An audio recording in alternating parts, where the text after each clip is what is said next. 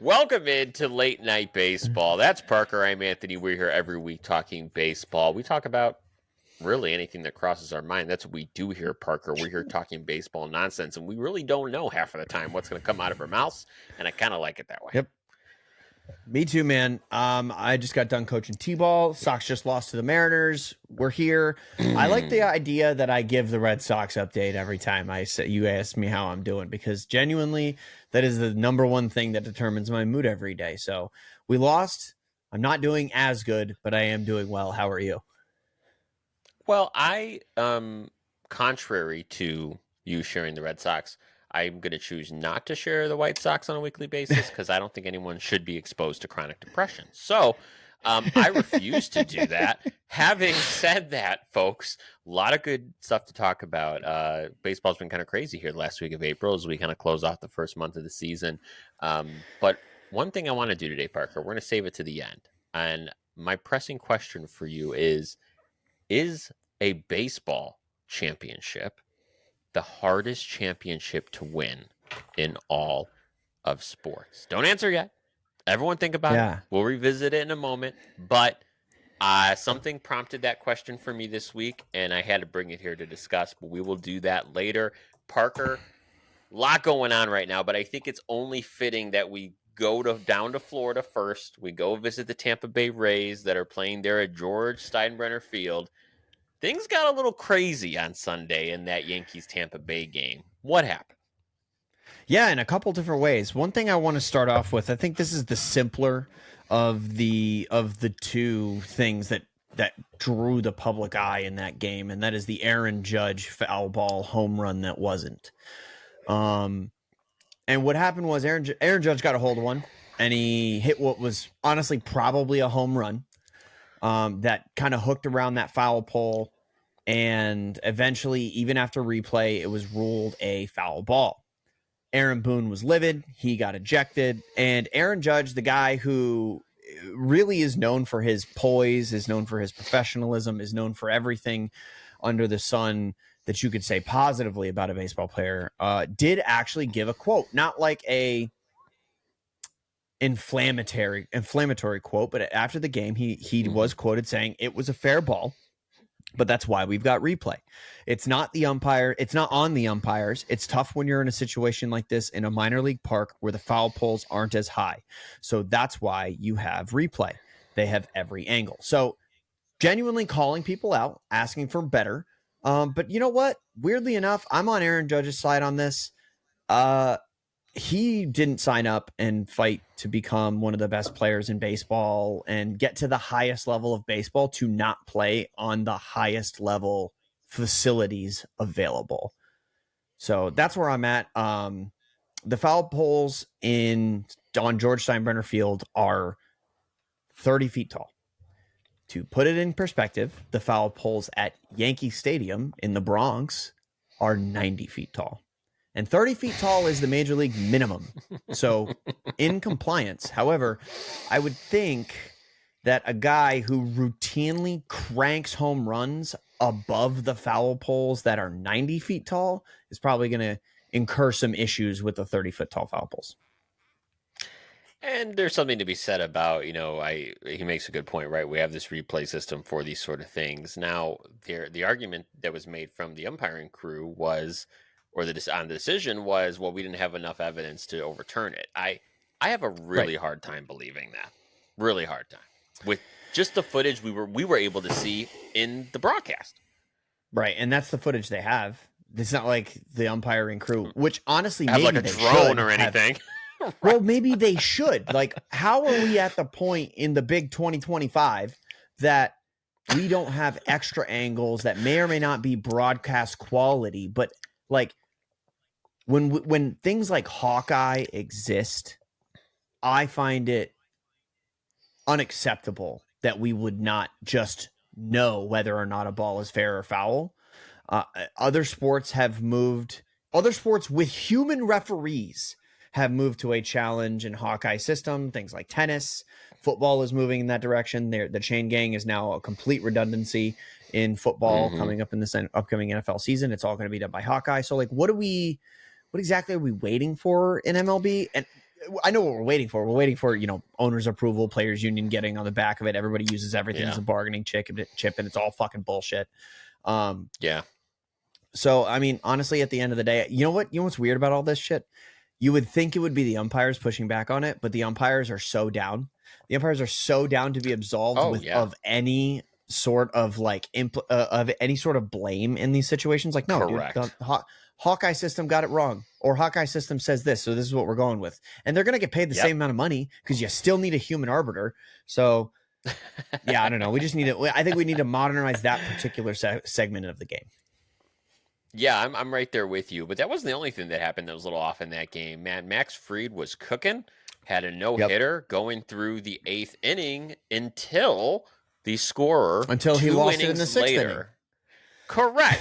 2 innings after a particular hit by, what was his name, Garrett Simpson? Is that right? Yep, that is right. Garrett Simpson hit a sharp grounder to Goldschmidt. Goldschmidt bobbled it. And Garrett Simpson, who is one of the fastest, if not the fastest, ball player in the league right now, obviously was on his horse to first. They called it an error on the call. And 2 innings later in the 8th, the official scorer down there for Tampa said it was an error because Simpson would have gotten to first base before Goldschmidt even had a chance to make the play. To me, Parker, honestly, I agree with the scorer. I think that was a hit. No doubt about it. Yeah, that's going to be the unpopular take here. I genuinely do believe that was going to be a base hit. When you look at it, I sat there and watched it, man, and no, I never played big league ball. Sorry, I got allergies in my eyes itching. No, I never played big league ball. And no, I don't know what the speed of the game is like, and no, I can't speak to it personally, but I have watched a lot of baseball. That's a hit. Yeah. That's a hit. Yeah. Now, I do think there are huge implications for this. If we're going back and taking a no-hitter away retroactively two innings later, and we're going back and we're ruining Nolan Schanuel's on-base streak to start his career. Yeah. What is it? Days later that they did that?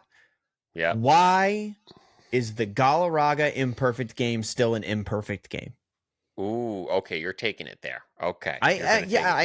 I think it's the natural progression because that's what people are asking online. Like, yes, if we're going to respect the right of the official scorer and Major League Baseball to change the decision, why haven't we changed the decision on something like that?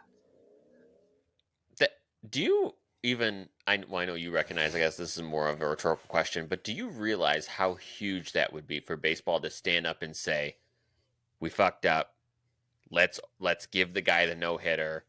That would be huge. That would be huge. Yeah, that'd be awesome. It would be incredible. Why not do it? Somebody's got to be pushing back on it. If I were to guess, I would say the umpires union, but that seems weird too because Jim Joyce recognized his mistake right after the game of being like, I missed the call. And also one of them is a scoring decision and the other one is an umpire making a call. And back then we didn't change umpire calls. We stuck with them. Like we never changed. The only person that could overturn a umpire's call was the crew chief. And once the crew chief made a ruling, it was over. So I don't know. That probably is what it has to do with it. But yeah, no, it feels wrong to be able to do it now and not be able to do it back then. And so I don't know. Yeah. Yeah. No, that's rough. That's rough. We will never hear about this again though, because he gave up a hit right as Michael Kay was correct name dropping and flaming the official scorer and showing him on broadcast. And then crack, there's another base hit. And then Michael Kay goes, oh, that was a real base hit. All right. So now if we decided, the one hitters broke it up. So if we decided that we're done playing in the minor league ballparks already, is 3 weeks enough for us to say, screw the minor league ballpark experiment here? Let me tell you, man, Tanner Houck just had the worst start that a Red Sox pitcher has ever had. And it was in the minor league ballpark, so I'm blaming it on that. So yes, I'm done with minor league ballparks. I don't know what you're talking about. I think that you're absolutely right. All right, so I want to just really quick hit on something that is super just unfortunate for a team we've talked about endlessly for the last couple of weeks. The Atlanta Braves were so excited to get Spencer Strider back, and while warming up, he screws up his hamstring and ends up on the 15-day IL. I don't even know what to say, Parker. Like, this is a Braves team that just really cannot afford any of this, and here we are with Spencer Strider on the IL again. Spencer Strider is an integral part of this team. He means so much to them. I know that I minimized his comeback last week, literally on this podcast. I said it wasn't as big of a deal as people are giving credit for, or something to that effect, and that it wasn't the kick in the butt that the Braves needed. It definitely doesn't help that he's now back on the IL and he's going to miss 3 starts. Yeah. You know, what did I say last week? I said he missed 3. Excuse me. I said he missed 3 starts. So what? He's going to make 28, and that's still basically a full season. Here we go. We roll now. It's so much harder to do when you're not making your next 3 starts, especially when he was effective. Like, he wasn't Spencer Strider, but now he's definitely not going to be Spencer Strider in his next start, which is in 2 weeks. And it just gets harder and harder as not just a Braves fan to have faith, but as a Braves player to stick with this effort that you're now crawling out of the hole that has been dug. I don't know. It's super, super disappointing. I don't know. I have nothing else but to say it sucks right now to be a fan of the Braves and watching all this happen. The only saving grace here is that it is, in fact, a hamstring injury and not something to his arm. If it were something to his arm, that would be absolutely catastrophic. This is something that it could very well be, Parker, 2 or 3 weeks. He's down. He comes back. We don't hear about it again. Could be. I don't want to scare Braves fans, but that's an outcome here that I think is very realistic. But I mean, I guess what gets me more than anything is this was a perfect time to have Spencer Strider racking up some starts, because actually, when you look at their last week, they're 5-1 over the last week. They swept the Houston Astros. They got 2 or 3 from the Rangers. The offense was actually starting to turn it on a little bit here. And then this is what we talked about, this kind of, we're in the middle of that 2-week period where we're like, this is really going to make or break, what we think about the Braves going forward. And they're stepping up like we thought was a real possibility finally. Yeah, the Braves over the last week have proved that this is still possible, so we can roll now. And then this just puts so much of a damper on it, especially when Spencer Strider was so needed. I mean, in the 2025 season, we look at Chris Sale, who won the Cy Young last year. It's a 6.17 ERA, a 1.6 WHIP. I mean, he does have 32 strikeouts in 23 innings, 3rd innings pitched, but that's Chris Sale. He's always going to have that. But in 5 starts, man, we need better than a 6.17 ERA. I don't know, man. The Braves need more pitching. The Braves need to pitch, and it just seems like it's just further and further away from being the truth. Oh, well, let's see what happens there. I keep going back to that national series. Is going to be a couple national series is going to be big for them. Real quick, fun fact. I did find it. Chandler Simpson, 70th percentile sprint speed, averaging around 27.8 feet per second, but has topped out at 31.2 feet per second. So very fast. Slightly fast. Yeah. Anytime you're going to first in less than 3 seconds, you're a very fast human being. Pretty fast. Oh my goodness. All right. Let's stick with the Braves though, because there was something else that happened this week with the Braves, and I think this is something that has stirred quite the pot. So Jared Kelenic, would you say lived up to potential, or so far has tanked his potential? So far, he has done nothing to tell me that he is a functional Major League Baseball player. Yeah, exactly. So Jared Kelenic, definitely not somebody that's lived up to the billing that we had for him when he was selected in the Major League Baseball draft. He spent a bunch of time with the Mariners, and he spent some time now with a couple other teams. I'd have to remember off the top of my head. Let's see. Oh, God. He was picked by the Mets, then went to the Mariners, and then now is with the Braves. Yeah, so he pimped a double, or like he pimped what he thought was a home run, didn't bust out of the box, would have been a double if he just ran, wasn't a double, tried to get the double, was thrown out at second. Okay, that happens. Like, if we're being honest, that happens to the best of them. That happens to a lot of players. But when you're hitting currently at this very moment, Jared Kelenic is hitting 211 with a 282 on base, 376 slug to a 658 OPS.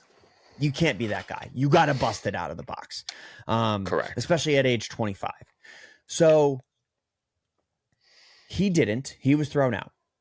Ronald Acuna Jr., who, remember, has not played baseball since he tore his ACL at the beginning of last season, got on Twitter and was vocal about the fact that he said, I'd be benched if that was me. Oh, come on. Now, has Ronnie been benched? Has Ronnie been benched for this before? Absolutely. You know who else has been benched for stuff like this before? Marcell Ozuna. There's a couple more that have been benched. There's a couple more players that have been benched. I don't want to say. I want to say Candelario. And Edgar Anciarte has been benched for the exact same thing by the exact same manager. Here's the deal. Brian Snitker was interviewed after the game and said, I didn't notice it when it happened. And when I did notice it, it was too late, so I addressed it with him the next day. To me, that's the end of it. Correct. To me, Brian Snitker can run his team however the fuck he wants. And the 25-year-old who is already basically on his way out of Major League Baseball because he has not lived up to any of his expectations. Yep. You can pimp that home run, buddy. You keep making that mistake and see how much longer you're in my lineup. Ronald Acuna Jr. gets to be held to a higher standard because he's getting paid more money and he's capable of significantly more than Jared Kelenic is, in my opinion, as a youth baseball coach. Should the standard that people are held to be lower or higher depending on the player's skill level? That's a debate for another day. But I can tell you that in a dugout as a big league manager, which I've never been, I can totally wrap my head around holding one of your highest paid and most talented players, one of the most talented players in the game in the last 15 years or so. Yeah, I would probably hold that guy to a higher standard than I would hold Jared Kelenic, who's making just above league minimum. Well, I'll add another thing here, and that's that the standard that I know that needs to be held high is the standard of what we do as team leaders outside of our outside of the clubhouse. Yep. And guess what, Acuna? Not the way you do that. You don't hop on social media. You don't hop on the Twitter sphere and you shoot all this shit out about your teammate. That's not what we do. So, quite frankly, I don't care how long you've been in the league. That's not being a good teammate, and that's pretty piss poor that he decided to do that. Yeah, I don't like it at all, especially to the guy who, if we're looking at the roster, if we look at the Braves 26-man roster, Kelenic is probably the guy on the bubble when Acuna actually does come off of the IL. Correct. So, we're just shitting on the little guy now. Now, like I said, Kelenic should be held accountable. And in my opinion, that doesn't necessarily come in the form of benching. That comes in the form of losing your roster spot when the guy who won the MVP in his last full healthy season comes back from injury. Right. That's how Kelenic is getting held accountable. And it's also, I don't know if it's necessarily, I don't think it's fair to Brian Snitker, because we've seen in a lot of different situations, it proved time and time again that the franchise player will be retained before the manager. And Brian Snitker is a Braves lifer. He came up through the Braves system just like Ronald Acuna Jr. is. And if he were to somehow come under fire, things like that, sure, he should be held accountable for his mistakes. And I think that, I think that missing that maybe is a mistake, albeit a very minor one. Sure, maybe you should. He's probably looking to see where the ball landed, just like everybody else in the stadium. So, I'm not absolving him of all blame. I do think that Brian Snitker goofed. And I think that his coaching staff also goofed. And maybe the veterans in the clubhouse didn't let him know what was going on and that something needed to be done. And maybe they did, and he's lying. And you know what? Maybe it's his right to lie because it's his clubhouse. But I truly believe that Jared Kelenic will be held accountable for his mistake, if not by being benched for a game, like has been the case in the past, then by losing his big league roster spot. And you know what? He's on his third organization in which he's underperforming. So you don't know how many of those he's going to get after he leaves the Braves. Well, Parker, we're sending you down to Atlanta. Go figure it out. Yeah? You want me to go figure it out? Let's go. I'll put that fucking egg on. Yeah, I'll go talk to Snit. I'll run that clubhouse. Hey, Snit, come here. These two guys are being little bitches. Come here. Figure it out. Let's figure this out. I just want to shake his hand. Shake his hand. We got more deleted tweets. Oh, geez. What's going on? It's Jazz, isn't it? It's always Jazz. It's Jazz. It is Jazz. Goddamn. Jazz opened his fucking mouth, man. Not really his mouth. He opened his thumbs. Okay. Let's talk about what happened to Jazz Chisholm. He was punched out on a pitch that was definitely a ball. Argued. Got ejected. Went immediately into the clubhouse after being ejected. And tweeted about it. So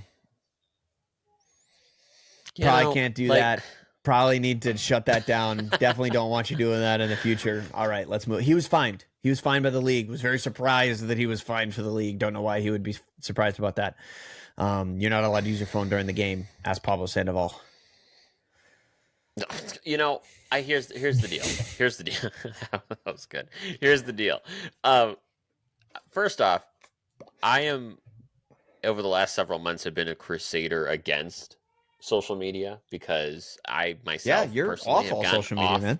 I am off all social media, and it's kind of the best decisions I've ever made. And I'm going to give a piece of friendly advice to every single Major League Baseball player. Get the hell off of social media, okay? You don't have time for it. I feel like anytime one of these guys posts on social media, the vast majority of the time it's unnecessary, and it just gets themselves into gets them into trouble like this. Like, it's just why? Like, what could you are only making yourself look bad to your teammates, your clubs, and your fans when you go off and do shit like this. Like, I just don't. There's literally zero benefit. Especially in an organization like the New York Yankees. Like, not that they're held to a higher standard, but they like to say that they are. Sure. So I don't know. Not a great look. Jazz especially. I mean, to Jazz's credit, he needs all the fucking help he can get this year. In 91 plate appearances, it's a 165 batting average, and batting average sucks, so we'll use OPS. It's a 698 OPS. Wait. No, those aren't his stats. No way. Hold on. Is he really he must have just had a good week in the last week. I didn't think it was that bad. 7 home runs. Okay. All right. That's where all right. That's why his OPS is a 700. That makes sense. Okay. I have not been tracking him closely enough. But now, what's going on over there in New York? They all of a sudden can grow facial hair and they're all acting a fool over there? What's going on? Yeah, torpedo bats. Torpedoes. Let's be honest, man. This has been Jazz Chisholm for a while. This is the guy that went on podcasts and criticizes veteran leadership. Granted, seems to be misguided veteran leadership at the time down in Miami, but sure. I don't know.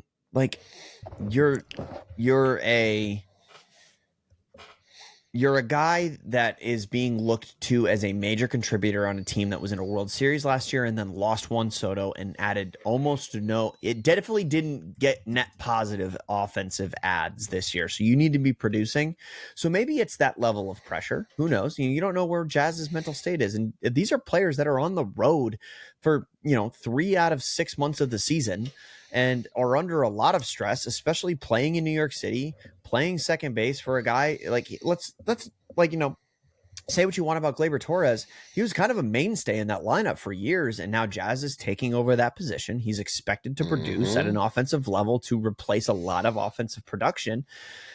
And a strikeout like that's not going to help him. He's definitely frustrated batting at the level that he is. And, you know, you need all the help you can get. So do I understand the action?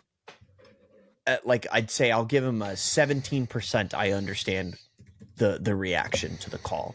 0% I understand tweeting about it though. You got to be better than that as a big league ball player. There are so many people in the league and outside it, just outside it, gunning for your position, that you can't put yourself in a position where you compromise.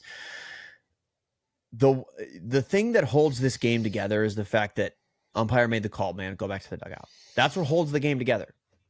From little league to the big leagues, the umpire made the call, replay made the call, whatever, figure it out. You can argue all you want and get ejected. I'm not even mad about that. Do your thing. Say your piece, because that is how the game polices itself. But adding to the fire and the flames on social media afterwards accomplishes nothing. It accomplishes nothing. So, yeah, I don't know. Be better. Guy, can we stop talking about Twitter? Yeah, let's do that, because I'm sick and tired of talking about it. And if we keep talking about social media, I'm going to go on a rant of epic proportions, and no one wants to hear that. So let's talk about what is actually very exciting, Parker, right now. It kind of pains me that we have to talk about this every week as a White Sox fan, but I'm not going to be biased here. The Cubs, man. The Cubs are being talked about in the last week as serious World Series contenders if they can shore up a few things, one of which being the bullpen. And Parker, they added old friend Drew Pomeranz, who has not pitched in Major League Baseball since 2021 with the Padres. He's had actually a few different injuries and procedures. He had a flexor tendon injury in August of 21. He needed a left elbow procedure in 23, and he has not pitched since 2021, but they are giving him a shot in the majors. Drew Pomeranz is a Cub. Drew Pomeranz is a Cub.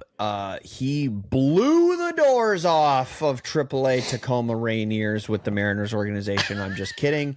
In 9 appearances, he had a 4.66 ERA, 9 2/3 inning pitched, did have 14 strikeouts, 6 walks in those 9 2/3 innings with a 1.45 whip. So not spectacular, but let's talk about what kind of a pitcher is Drew Pomeranz. Well, he's a curveball guy. He's one of those guys that's going to throw you so many curveballs. You want to walk back to the dugout without even taking your hacks.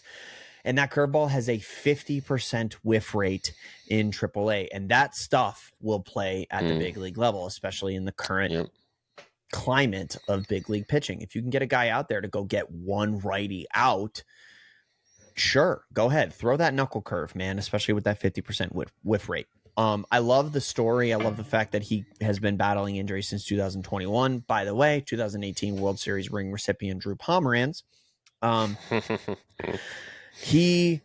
Good for him. I have nothing but positive things to say about this. I hope he comes up and has a 0.00 ERA in the big leagues.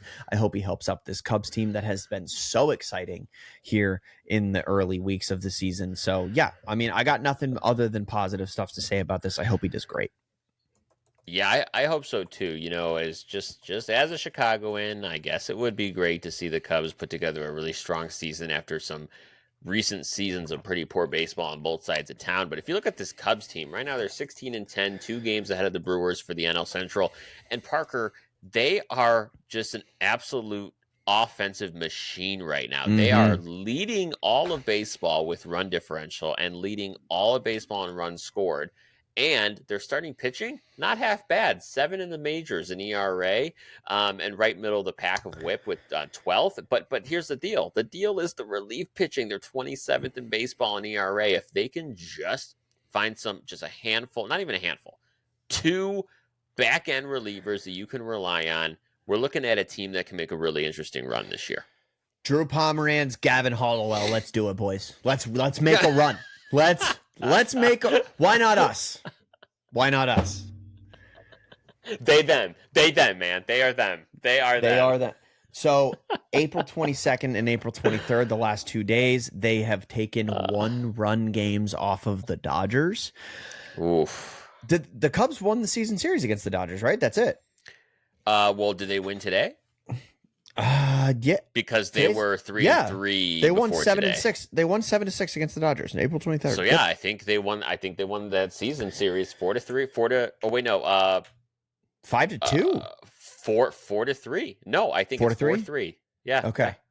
If you're going to take the season series from the Dodgers, you may. There's a world where they're the only team to do it. Sure, sure. Yeah. I mean, and one thing you got to do, especially 42 plus 42 run differential, we love that. That's good. That's showing that you're able to close out games. You're able to win the games that you're scoring the runs in, right? Like you can lose the ones where you're not scoring very many, but when you win, you're piling it on, and that's very good. And especially, here's the deal, man. If you're gonna be the Cubs, you have to use all of your resources at your disposal. And one of the unique resources that the Cubbies have is that they play their home games at Wrigley Field. And so far they are 8-5 at Wrigley. And you have to keep that level of a winning percentage at home if you're going to be one of the good teams that makes a deep run into the playoffs. And if they can continue to do that, then I see no reason why we aren't talking about the Cubs late September into October. Yeah, that's a really fascinating thought, especially when you think about the power dynamic in baseball I'll grant you, has shifted from the American League to the National League. Having said that, I think there's still a lot of room for some of these teams to falter down the stretch. Like, for example, am I sold on the Padres? Not quite yet. Am I sold on the Mets? Not quite yet. The Dodgers, though, like if there's any team that's going to get in the way of the Cubs, we know it's going to be the Dodgers. But if you were to guess, Parker, where they rank in runs scored per game today, where do you think the Dodgers rank? The Dodgers?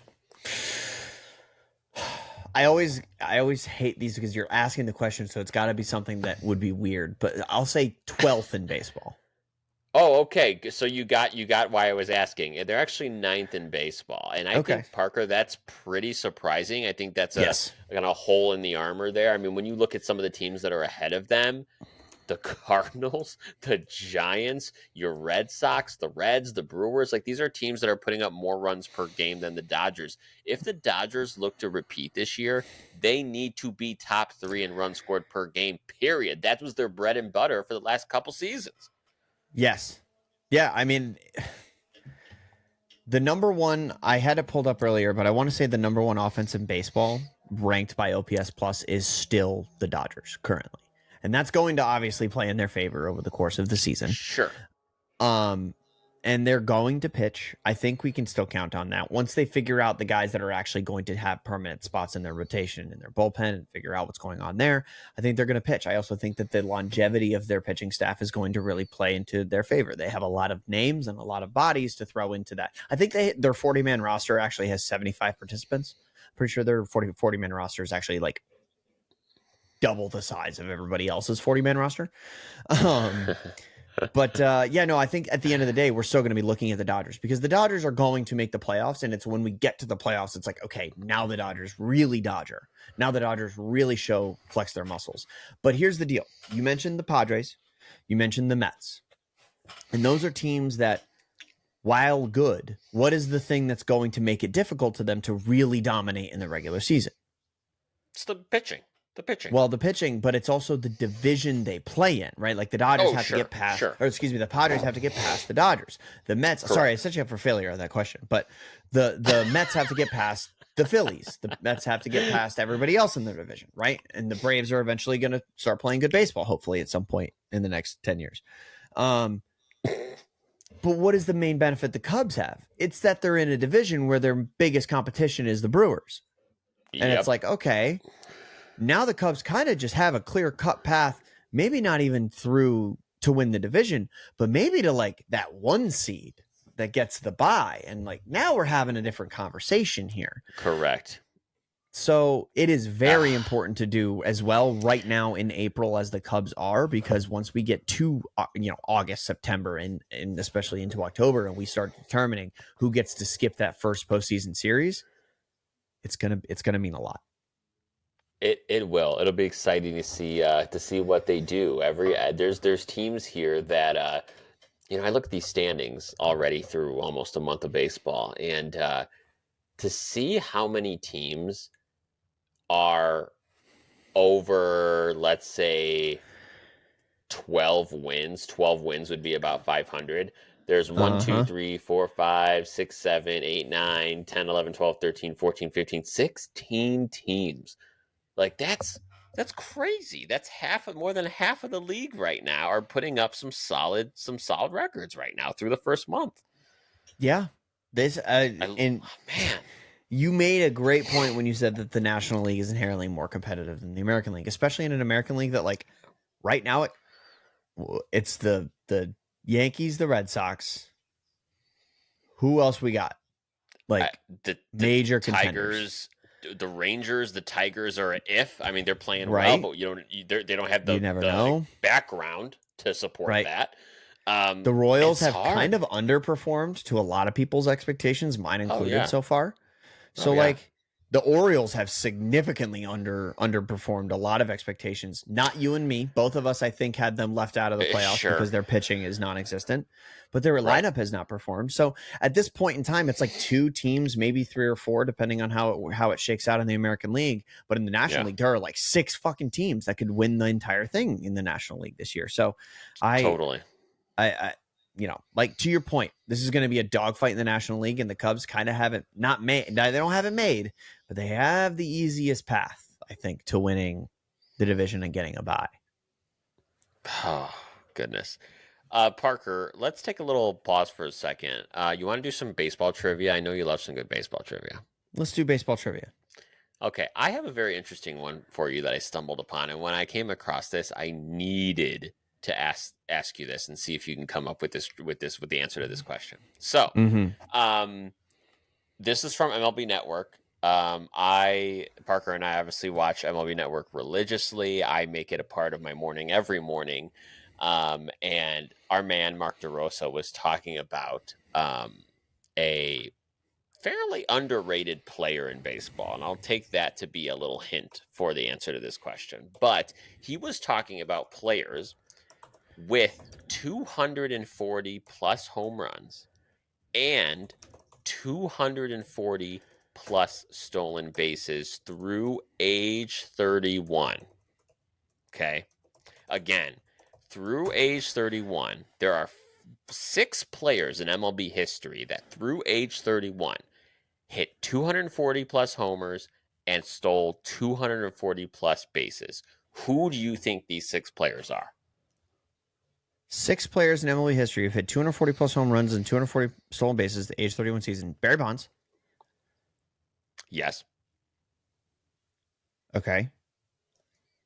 Power speed. Jose Canseco? No. Alfonso Soriano. Ooh, good guess. No. Okay. Power speed. Sammy Sosa? It's no. This is a hard one. I'll admit. Okay. Power speed. Ronald Acuna. No. He's not at 240 yet. Oh man. No. All right. Let's. Babe Ruth. Nope.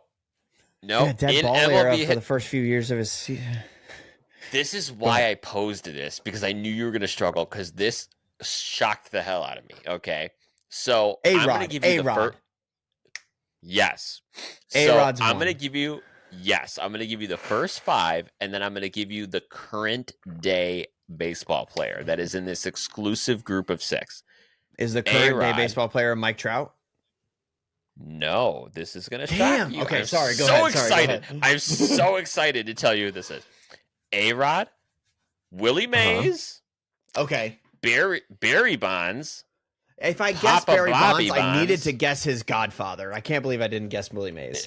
Correct. And then we're keeping it in the family. Bobby Bonds. Bobby Bonds. The 5th one, Carlos Beltran, believe it or not. What the fuck? Apparently, he was a spry, younger version of Beltran. He was. Stole some bases. He's got 97 speed in MLB The Show this year. He's very fast. And the last guy who is still an active player, Jose Ramirez. Oh, my God. Isn't that blow your mind that Jose Ramirez is in this group of 6 who have hit 240 homers and stolen 240 bases through age 31? is, and that speaks to everything that has ever been said about Jose Ramirez, how he's this hometown discount guy. He's on a cheap contract. He continuously just puts up the best third base numbers in all of baseball every single year. We always forget about him. And yes, he is a power speed guy. And no, you know what's funny? He doesn't look like a power speed guy. He looks right. He looks like he's 5'1". He looks like if Cupid had dreadlocks and was a baseball player. Like, I fucking love Jose Ramirez. He is incredible. But yeah, to your point, he's not the guy that comes to mind when you think 240. Alfonso Soriano, though, I'm proud of that guess. That was a good one. That was such a good poll. I almost 40 guy. People forget. Oh yeah. It's, man, I loved fun. I remember when I was a much dumber person and was a Cubs fan. Sorry, and sorry, folks. But I was so just giddy when they signed Alfonso Soriano as a free agent, and that was he had to retire for that to happen. Oh God, so good. Do you remember that? He had to go. He had to like retire and go to Japan, and basically like wait for his contract to expire, and then come back. Remember that? Really? Yeah. Because he was a national the season before. Was he not? Between New York and Washington, I want to say, or where was he before? After the Cubs. Who was before Washington? Before Washington was Texas. Yeah, I thought he had to retire to get out of Texas. I don't know. That's a Google. That's worth a Google. We're going to need an Alfonso Soriano Stan episode. Okay, when did Alfonso Soriano? He announced his retirement, but I swear to God he retired early.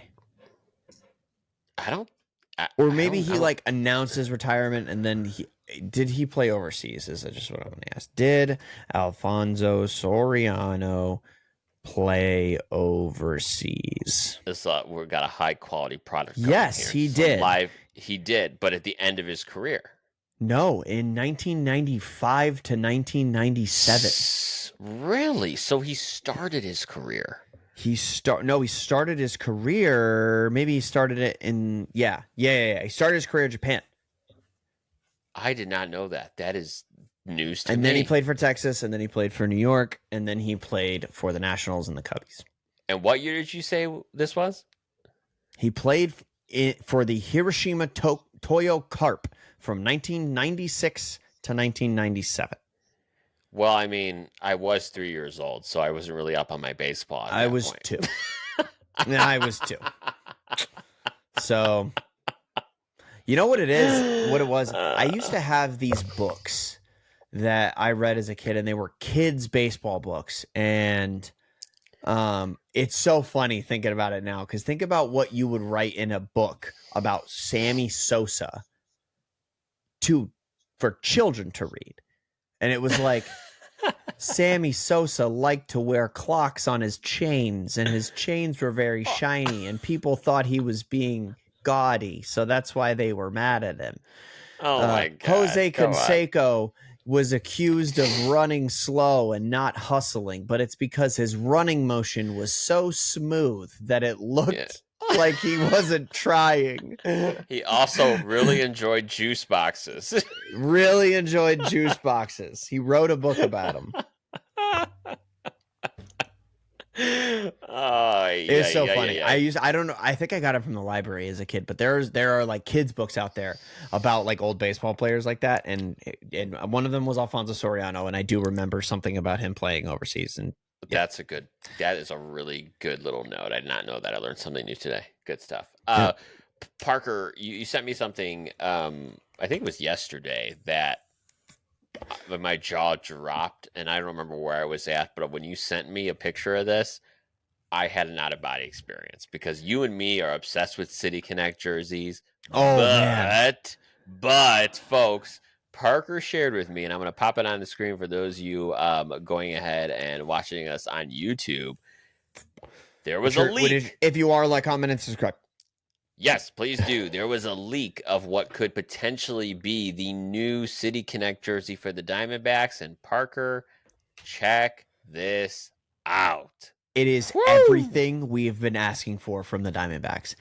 Purple and teal is back. It's simple. It's got like the pattern that we kind of associate with those Diamondbacks jerseys of current day. I love it. I love that they stuck with the Arizona current, like the current design of the font with the fangs. It's everything I could ask for. Honestly, like I really hope this is not just like a BS leak and this is actually the case, because they took like my probably honestly my favorite colors in uniform in all of baseball history in that early alternate 2000, or not alternate at the time, but 2001 kind of Diamondbacks purple and teal with what it would look like in 2025, and this is Right. perfect. You know what this reminds me of? Do you remember when the Seattle Seahawks redesigned their jerseys and it kind of started this new wave of NFL jerseys that happened for like 5-6 years? Yeah. Oh, This yeah. reminds me of that design language quite a bit, and I love it. Big fan. Big fan. I love Can't wait to a see good Ketel City Marte Connect. hit bombs in that. Oh, geez, don't get me started. Oh, love that. So yeah, that's we'll be watching, obviously making sure we keep track of all these new City Connect jerseys. Some of them are really hit or miss, is what we've learned over the last couple of years, and that is a hit if I've ever seen one. Yeah, a hit. That one's good. I got a little stat nugget for you that I ran the numbers on today.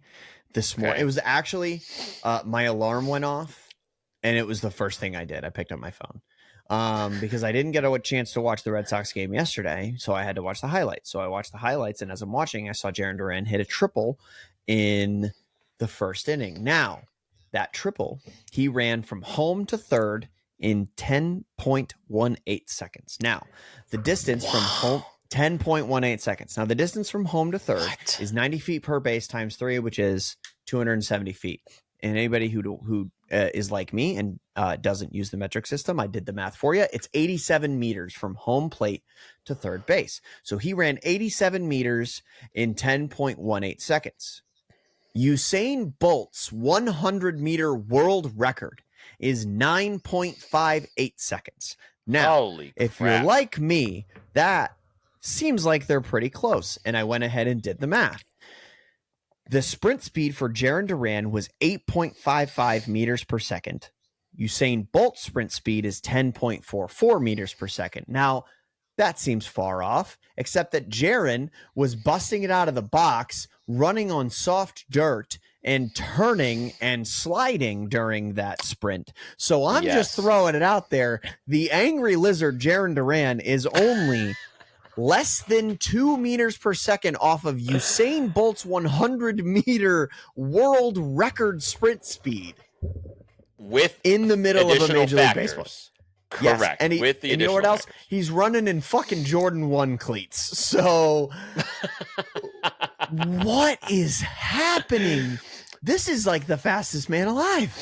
That is unreal. I would almost want to do that same exercise with Pete Crow Armstrong. I need it in my life because that's the fastest man at baseball. Do that. Bring it to next week. Let's have this conversation again, because I would be willing to bet Pete Crow Armstrong even beats out Duran by a little bit. Yeah, I could totally see it. There's a new Pete Crow Armstrong card in MLB The Show he has 99 for every single attribute that does not involve actually hitting a baseball. So 99 arm, 99 fielding, 99 reaction, 99 speed, 99 vision. It is insane. He's the card. I have had Jarren Duran playing center field for me since the game came out. He is the card I benched Jarren Duran for so that Pete Crow Armstrong can play center field for me. And he takes away like 3 hits per game. It's crazy. You know what? I think back all the time, and I'm about to break some Met fan hearts right now.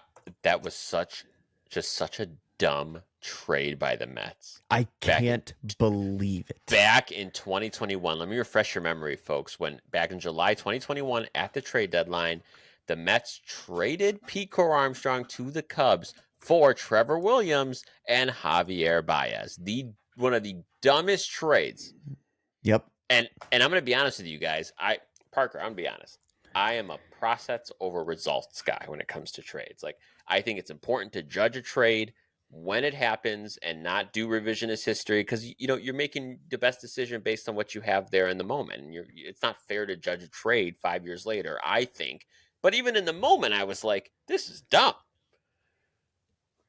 It's insane, and I'm going to make it even more insane. I have the numbers on Pete Crow Armstrong's sprint speed. So his average, which is what's listed on Baseball Savant, is 29.3 feet per second, which converted to meters per second is 8.93 meters per second. So quick math right there. He is 0.38 meters per second faster than Jarren Duran. Pete Crow Armstrong's average is 3.8 meters per second faster than Jarren Duran's 18-second triple. That is his peak that we just talked about. Jesus. Can I just here's my takeaway from this is that I feel like for so long we've had, like, you go back to the Juan Pierres, right? Like, I feel like between like I know I'm not even gonna say Juan Pierre. Let me retract that. You go back to the days of Ricky Henderson. There was a lot of fast guys, 70s, 80s, a lot of speedsters. That was where speed was prevalent in baseball. Before the last 5 years, we really haven't seen that, but I feel like we're seeing a resurgence. Billy Hamilton, speed. Right? It was the last freak athlete guy. Yes, like this is making a comeback. I freaking love it. I love it. Pete Crow Armstrong might be my favorite baseball player to watch because this is going to sound so conceited. I played men's league baseball, and dude, I suck at hitting. And Pete Crow Armstrong does not suck at hitting. He's a good hitter. Yeah. But where I make my money is like a men's league player that is subpar at hitting is I'll work a walk and steal second base on the first pitch. There you go. All the time.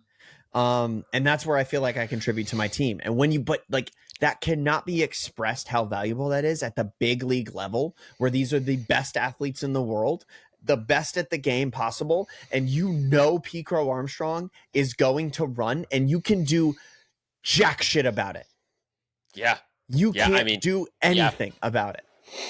Yeah, it's foolproof. And honestly, we talk about all the time in this sport, you got to win these games in the margins. Every foot, every inch matters. Yeah. And when you are in a World Series Game 6, Game 7 situation, it is guys like this that put you over the top. And this is part of the reason why this Cubs team is so damn good, because Pete Crow Armstrong, not only is he giving you speed and defense, this guy's hitting right now. Like, my God. Like, he is going to be an all-star this year. Without a doubt, he's going to win a Gold Glove. He may even win a Silver Slugger at that position in his second year in the sport. It's crazy. Or second year in the majors. That's crazy. That's actually insane. I'm pulling up his numbers right now. So Pete Crow Armstrong in the big 2025, which is my new favorite thing. 276 average, 311 on base percentage, 413 slug for a 724 OPS and a 105 OPS plus, which solid. Means, which is already a 1.1 WAR, by the way. Wow. How many stolen bases? So when you can talk about a guy that plays maybe the best center field defense in the game right now, outside of guys who are not offensive producers, like I'm going to put Cedon Rafaela up there just because he's a freak of nature when it comes to flashing the glove. But in 2025, Pete Crow Armstrong already has 10 stolen bases. So don't walk the guy. It's a double. Jeez, that's That's crazy. It's just stupid. It's just really stupid is what it is. Like, if I'm an opposing team, I have nothing to do with this guy, for this guy. He has 29 stolen bases coming into 2025 and already 10 before the end of April. I love that. What a freak athlete, man. These Cubs are fun, man. These are some fun Cubs games to watch. They might be the most exciting team in baseball right now. It's up there with them and like the Diamondbacks. The Diamondbacks have been very fun to watch as well. Well, I mean, I think I'm having some fun with the White Sox right now, other than I lost my main man, Martin Perez, for the rest of the season, so that sucks. Wait, what happened to Martin Perez? I'm actually learning about this right now. So Martin Perez went down with a, I can't even remember what injury it was exactly. I think it Dude, was a he was flexor. shoving.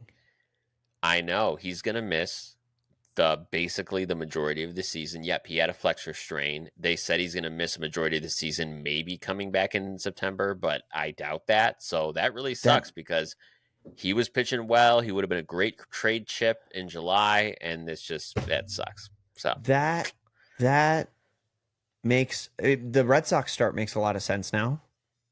it sure does. He had a Sure 1.9 does. ERA going into that start. Yeah.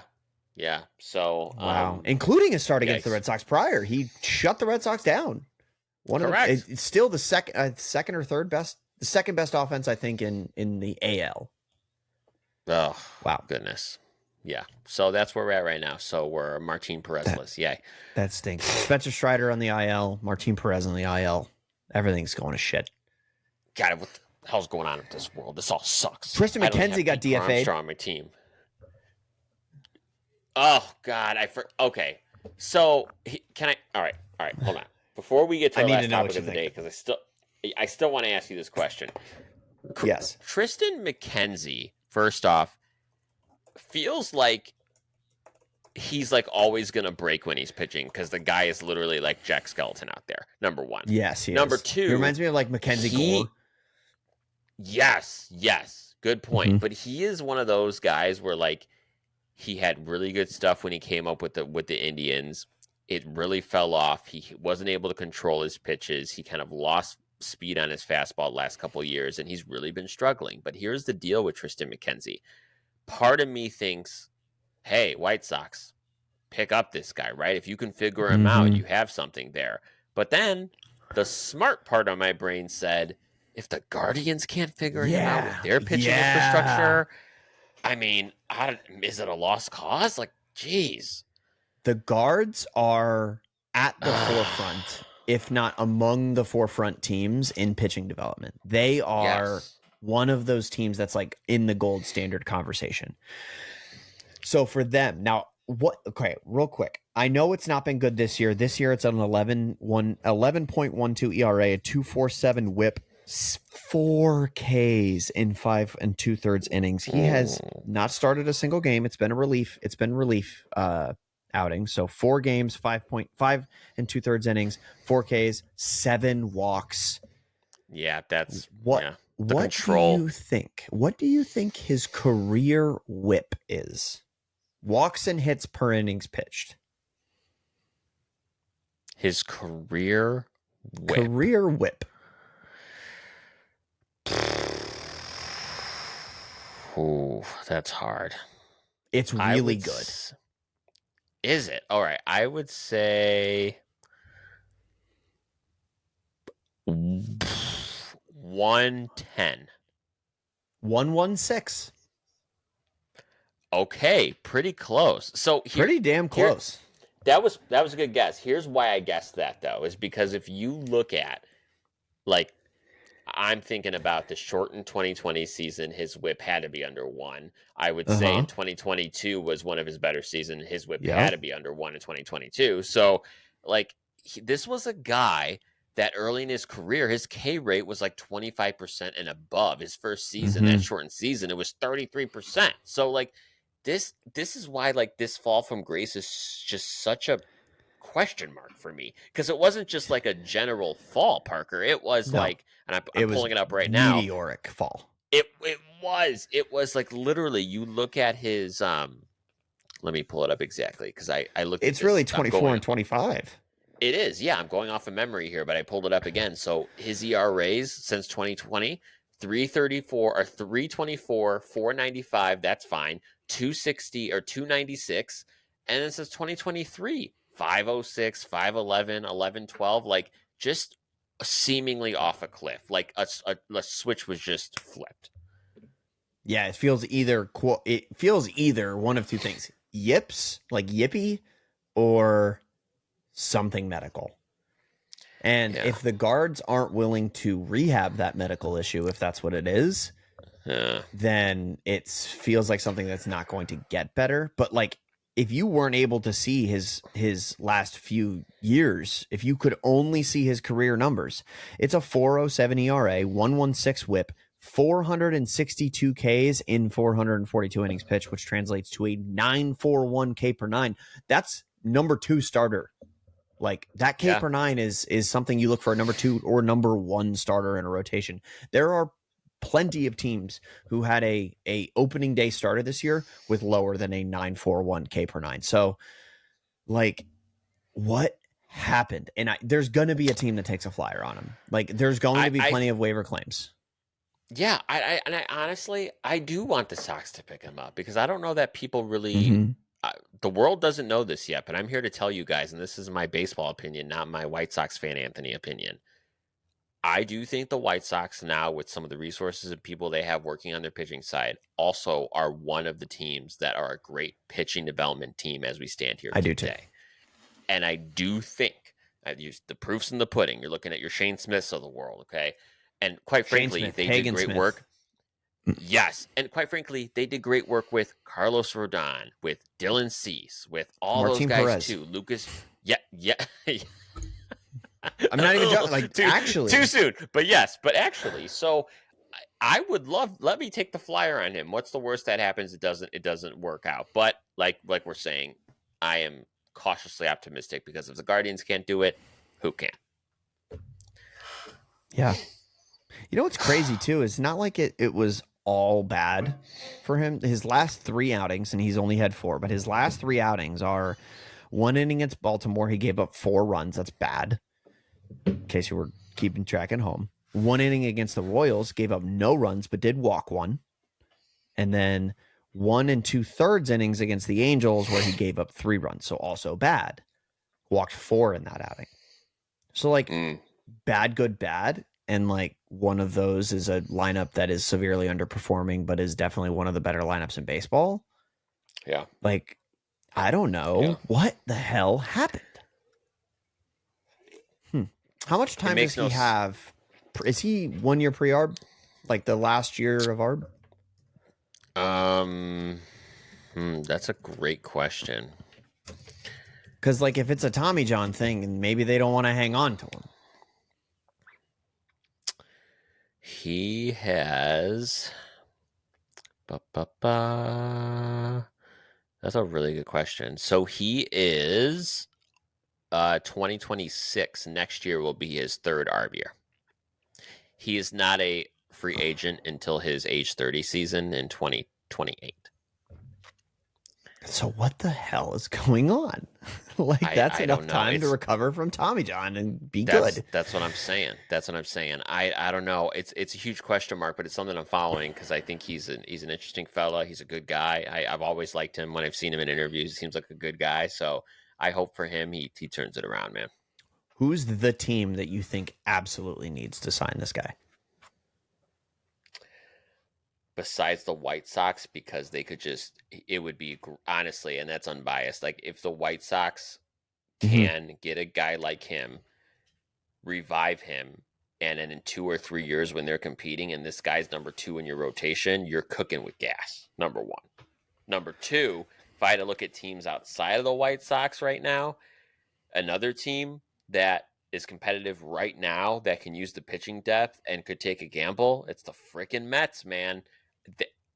I want them to fortify that staff, and they're pussyfooting around it. And I don't understand why. It's driving me nuts. Okay, how about this? A team that absolutely needs the pitching help and basically needs to win the lottery in order to get that pitching help, which would be what Triston MacKenzie would be. How about the Orioles? Oh, yeah, of course. No, you're right. Orioles should be already on the phone. I put the Orioles and the Mets in that same category. You can't afford, and quite frankly, cannot afford to not take lottery tickets on guys. Yeah. You can't. Oh, yeah. Yeah. I don't know. Wow. You had a trivia question not trivia question, but an opinion question for me at the beginning of this episode, and I think I've got an opinion on it. Ooh, okay. So that I'm glad to hear that because this is something that really had me thinking the other day, and I want to end the show this way. So, little background on why this even came up. So, we Parker and I are both really big into football too, believe it or not, and I am a Bears fan. Parker's a Broncos fan, and I listen to CHGO, which is an all sports city network here in Chicago. They actually have DNVR in Denver, Yep. and they on the CHGO Bears podcast, the question came up of which Chicago team and rank them is most likely to bring a championship to the city of Chicago, in which order. Like, would it be the Cubs over the Bears and the Bears over the Sox? Like, put all the pro teams in order. And it got me thinking. All those championships aren't really equal in the type of season, what it takes to get there, how quickly you can get there, and the resources. And this just opened up my brain of thinking about Parker. It's not just because I'm a baseball guy. I really do think baseball is the hardest championship to win in all of major sports. Am I wrong? I don't think so. I have the last 20 years of World Series winners sitting in front of me. And if you now you can yell at me all you want for doing this, but I'm going to remove 2020 and I'm going to remove 2017 because 2020 was the COVID season. The fucking Marlins could have won that World Series and it wouldn't have seemed crazy Whew, in oh July. man. Whew, those are fighting words. Oh god. And then 2017, I'm going to remove the Astros cheating season, even though I truly believe that every major contender up until 2019 was doing what the Astros were doing or something similar. Sure. They just had the most catchable version of it, but I'll remove 2017. It takes me until 2013 to get a repeat champion if you do that. Yep. Dodgers, Rangers, Astros, Braves, Nationals, Red Sox. Astros were 2017, so Cubs, Royals, Giants, Red Sox in 2013. That's so, crazy. yes, we have had 2 Dodgers championships in 2020 and 2024. One of those was COVID season. 2 Astros championships in 2022 and 2017. One of those was a cheating one. The Red Sox won in 2013 and the Red Sox won in 2018. That's the repeat there. But to your point, the parity otherwise, the Rangers, random. The Braves, sort of random. Like they're a very good team, but they've clearly had trouble repeating or getting back to winning. The Cubs, 2016. I mean, we know what happened to that team. The Royals were in the World Series 2 years in a row, but couldn't close it out and were able to beat a Mets team that, frankly, in my opinion, choked. Like, it's hard to win the fucking World Series, man. It is. It's hard, and there's so many variables. And I took at it a different approach. I put the other sports under the magnifying glass. I'm glad you took that approach, but I want to take it from the other way because I look at a sport like I started kind of thinking about these sports in silos. So number one, basketball. Guess what, guys? Mm-hmm. You have 3 big dogs in your starting basketball team, and any given year you can win the damn thing. Like it's just like you go to football, and guess what, Parker? Last year it was for the last football playoffs. These past playoffs, I think it was like 6 or 7 teams that made it in the playoffs that weren't in the playoffs the year before. So like that just shows you that in one season, if you have the right pieces around, in this case, a quarterback in an offensive league now more than ever, like you can take a year, revamp, add the right people, hire that rock star head coach, and take your team from 5 wins in a season to 12 wins the next season. It's possible. So Bo Nix crazy. And Sean Payton turned the Broncos from a losing team for the last, since 2015 into a playoff team. And we know Ben Johnson's going to do it this year. I know he's going to. I genuinely believe 100% that. Yeah, I have faith. After that fucking sinker he threw at the Cubs game, yeah, dude, that dude's a baller. I mean, I did see that, and quite frankly, why not throw him in the bullpen? He could use all the help they get there. But, yep. I mean, Ben Johnson's the savior here in Chicago. The guy's just going to save every sports franchise because that's how he's treated. He's like a god, and he hasn't even stepped foot on the sidelines yet. So, but that's where we're at in Chicago sports. But I loved this question because I'm not saying that no other sports championships are hard fought and are worthy because they're easy. That's not what I'm saying. But No, yeah. baseball is unique in that when you look at all the variables, like basketball, you are controlling five guys on the court and you have to make sure your five guys are solid. In baseball, you're working with a roster of 26. In basketball, you have, what is it, 81 or not 80? Yeah, 81 games. In baseball, double that, right? Like there's so many more variables that just simply don't exist in other sports.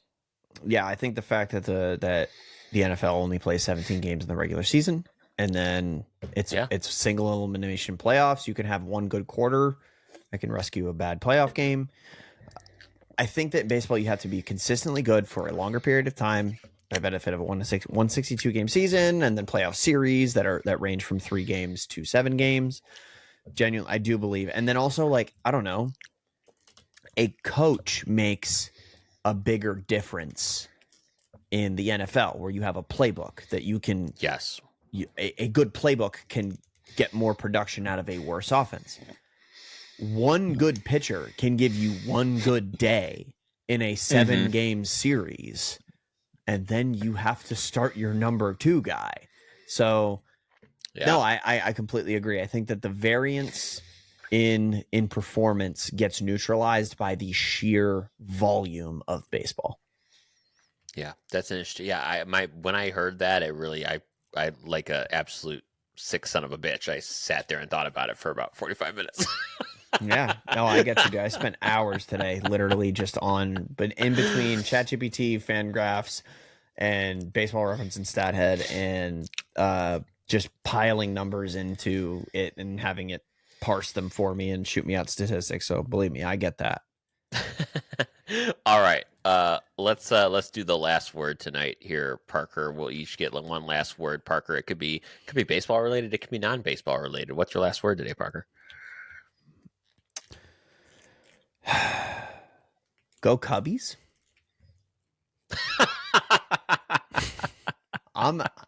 It's fun to watch these Cubs. It's fun to watch these Cubs. Here's my last word.